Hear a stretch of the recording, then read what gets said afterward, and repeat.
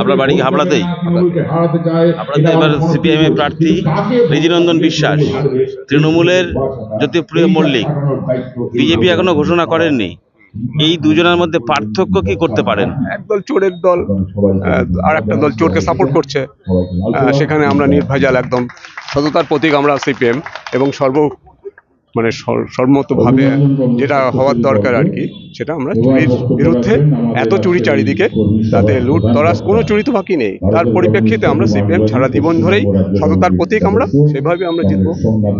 জ্যোতিপ্রিয় মল্লিকের বিরুদ্ধে যে অভিযোগ, এখনো তো প্রমাণ হয়নি যে উনি চুরি করেছেন।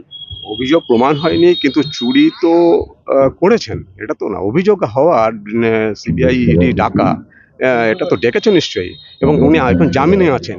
অভিযোগ প্রমাণ হয়নি, কিন্তু জেল তো খেটে এসছেন, ঠিক আছে। আর সবকিছু একটা সুপ্ত মানুষের একটা অভিযোগ তো থাকেই, সেটা মানুষের মনে। উনি যে চুরি করেছেন, ওনাকে নিজেকে জিজ্ঞেস করলে পরে বলতে পারবে যে উনি চুরি করেননি। ওনাকে নিজেকে জিজ্ঞেস করলে পরে বলতে পারবেন না যে আমি চুরি করিনি, ঠিক আছে। এবং এত বড় চোর, যে কটা চোর সব কটাকে দাঁড়া করিয়েছে, সব কটাকেই। আমরা কোন রাজ্যে বাস করি? সেই জন্য আমাদের যদি সততা নিয়ে জিততে হয় এবং পূর্বের আমাদের বামফ্রন্টকে রাখতে হয়, তাহলে আমরা অবশ্যই এদেরকে, এই চোরগুলোকে হাঁটানোর জন্য আমরা এই বামফ্রন্টকেই রাখবো। তো তৃণমূলের বিরুদ্ধে অনেক অভিযোগ আছে, দুর্নীতির অভিযোগ আছে। তা সত্ত্বেও তৃণমূল তো মানুষের বেশ ঘর দিচ্ছে, লক্ষ্মীর ভান্ডার দিচ্ছে, বিভিন্ন রকম ভাতা দিচ্ছে, বেকারদের যুবসাথী দিচ্ছে। তৃণমূল দিচ্ছে না। তৃণমূল এটা বাবার পৈতৃক সম্পত্তি দিচ্ছে না, এরা আমাদের করের টাকা দিয়ে এটাকে ধামাচাপা দিয়ে রাখা, চুরিটাকে ধামাচাপা দিয়ে রাখা।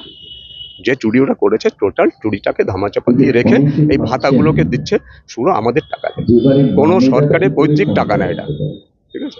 এটা দিয়ে ধামাচাপা দিয়ে রাখা, আর কিছুই না। এবং সমাজটাকে শেষ করে দেওয়া, সমাজটাকে টোটালি শেষ করে দেওয়ার একটা প্রবণতা চলছে এই ভাতার সরকার।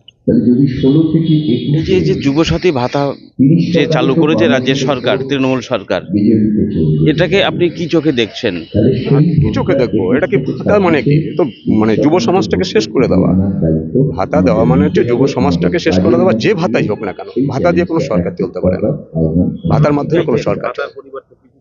আমাদের কর্মসংস্থান চাই, শিল্প চাই, কৃষি চাই, সমস্ত ক্ষেত্রে যে উন্নতির সোপান সেটাকে তুলে ধরার জন্য ভাতা বাদ দিয়ে আর সমস্ত কিছু দরকার। এবং এই চুরিটাকে বন্ধ করতে গেলে বামফ্রন্ট ছাড়া কোনো বিকল্প পথ নেই। আগামী দিনে হাবড়ায় সিপিআইএম প্রার্থী যিনি হয়েছেন ঋজিনন্দন বিশ্বাস জিততে পারবে বলে আপনারা আশা করছেন? আমার 100 ভাগ, আমার শুধু না, পশ্চিমবঙ্গবাসীর হাবড়ার তরফ থেকে মানে তাদের একান্ত ইচ্ছা তো বটেই। সমস্ত ক্ষেত্রে আমরা আশা করবো যে আমরা পশ্চিমবঙ্গবাসীর থেকে বা হাবড়ার পক্ষ থেকে আমরা এই সিটটাকে আমরা জিতাতে পারবো। ধন্যবাদ। কারণ চারিদিকে যা দুর্নীতি চলছে, এই তো রাস্তায় বেরোলেই তো মানুষের চোর চাপটা বলছে, মানে এদের সাথে পাশে গেলেই মানে লজ্জা করছে। আমরা সরকারে থাকি বা না থাকি, কিন্তু আমরা মাথা উঁচু করে চলছি, সমাজের মধ্যে চলছি। তো আমরা চলবো, ভবিষ্যতে আমরা চলবো। যদি আগামী দিন আমরা আসি, তাহলে আমরাই উঁচু করে চলতে পারবো।